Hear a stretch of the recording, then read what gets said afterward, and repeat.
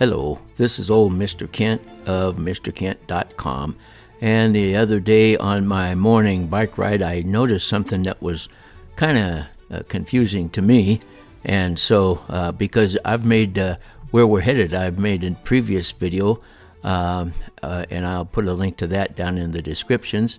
But as I was riding along, this is a route I normally take, I looked over at those huge piles of dirt, and I noticed they were notched out a little bit. And that didn't seem to make sense, so it was a little bit confusing. And also, those piles of dirt aren't small. As I rode further along, I was able to stop and take a look at this track hoe, and you notice the cab where the man sits? Well, let's say that he's between 5 and 6 feet tall, and if he was to stand next to that huge pile of dirt, it's probably close to 20 feet, at least 15, between 15 and 20 feet. And so they're digging out a lot of dirt. And in the previous video, I pointed out that was probably to keep those trenches from caving in on top of the guys down working in the bottom. And so anyway, I decided early this morning oh, by the way, I'm up to 1,500 miles on my e-bike now, and everything's running fine, except I think my tires are getting worn out. So anyway, I came back after my e-bike ride, rode back again, and flew my little Mini 3, and wanted to go down and fly down there and take a look at what they're doing to cause those notches in the dirt, and to see what's going on just for fun. While I do that, I'll tell you another story. I think what I want to do, I hope I can fit it into this video, is to tell you a real short story about the life of Moses. There are 4 chapters in the Bible devoted to his life. He lived 120 years. And there's the notch that they're digging in the ground. That guy down there on the left, he's got a pole with a white thing on it. That's a GPS unit, and they're making sure that everything's the right height so they get enough slant for flood control and stuff like that. So anyway, so Moses, 400 years before Moses was born, Jacob, who God renamed Israel, his son Joseph was kind of a hero in Egypt because he foretold he was a slave in Egypt, and he foretold a coming drought.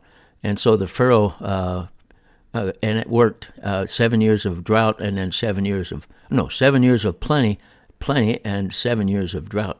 So the Pharaoh made him a leader in the country, and he moved his family, and Jacob's family consisted at that point in time, with kids and grandkids, was about 70 people. So they moved into Egypt, and then 400 years later, there was more Israelites than there were Egyptians. So the Egyptians got a little bit worried, and they decided that they should kill every male. The Pharaoh decided that they should kill every male baby that was born. And if you've heard the story, Moses, his mother put him in a basket and put him in the river, the Nile River, and it floated down to where Pharaoh's house was, or wherever he was living, and his daughters saw it and brought him in.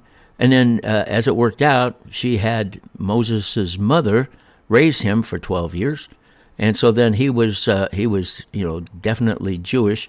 But then he went back, and for the first 40 years of his life, he lived as an Egyptian.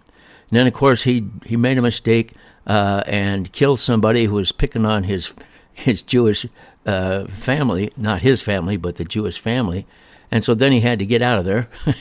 So he went over to the land of Midian and was a shepherd for, I can't remember the guy's name. I think it was Jethro was his name.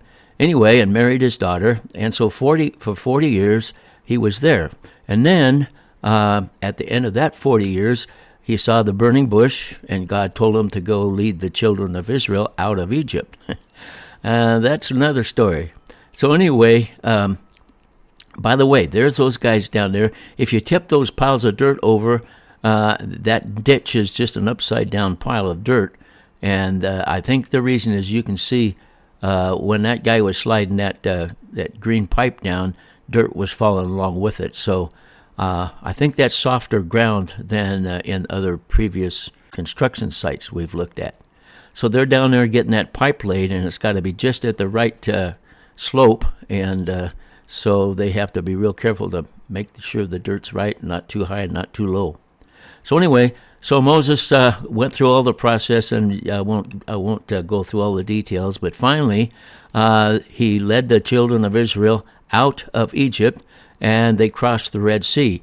And there's a lot of people that don't believe that, and that's okay. You don't have to believe anything, actually. But back for about 40 years ago, they discovered there are golden chariot wheels and lots of bones and human bones at the bottom of an area at the most shallow part of the Red Sea, not at the end of it, but in the middle of it. And so they found that. So it's pretty much been verified. I know there's people that say that that's not true. Now here's the part here where we understand what the notches were. If you notice down at the end, there's a guy working down there, and he's stomping the dirt down with a compressor, because they have filled in over the top of the sewer pipe here. And then the next thing they're going to do is lay water pipe, I suppose, and other things. So, the Wi-Fi connections and all that go in there. So anyway, so what they've done is every once in a while they take some dirt off of the pile and dump it down there, and then eventually the whole pile will be down there.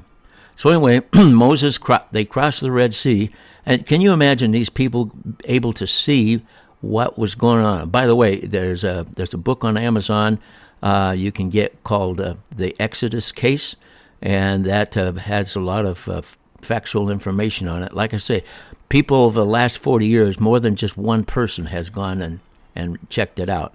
So, okay, now back to the story. So here's Moses. He's leading these people. They've seen all these miracles, and they get into the wilderness, and they begin to miss the fact that, they used to have nice food and everything, and they used to live in a nice house. They just didn't like the government. Anyway, so they're complaining because there's no water. So the first time they complained, God told Moses to go whatever the rock was. It must have been a big rock. He said, strike the rock. So he did, and water came out. And then time went by, and then they were out of water again. And by now, Moses is getting real frustrated with these people. Just really, if you read it, you'll understand, especially in Exodus. So Moses, he's mad. God said, "Speak to the rock." Well, he didn't feel like speaking to the rock, so he hit the rock. He swiped it with his rod, and water came out. But then God said, "You didn't follow my. That's one thing you didn't do. You didn't follow my instructions. You missed out." So as it turns out, because of that one sin, Moses was not allowed to go into the promised land after the 40 years of wandering. Just one thing, kept him from going in. He still went to heaven when he died. In fact, God took him up on a mountain so he could look over the Jordan River and see all the land that was there. But he didn't get to see. He didn't get to cross the river. God took him home. He died there at 120 years.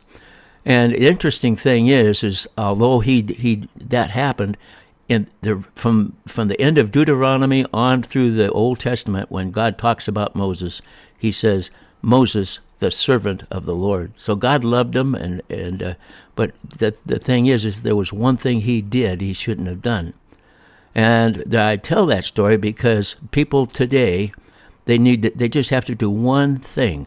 All they have to do is just commit themselves to trusting Jesus, ask him to become their Savior, ask him to forgive their sins.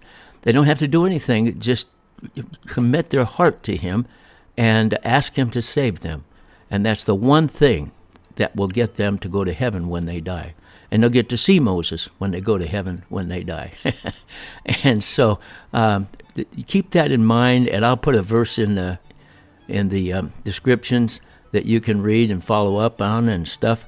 As it turns out, I'm running out of time now, so there I am standing down there at the top of the screen. So anyway, that's the story of Moses in a nutshell, from a nut. I want to thank you for watching my videos, and God bless.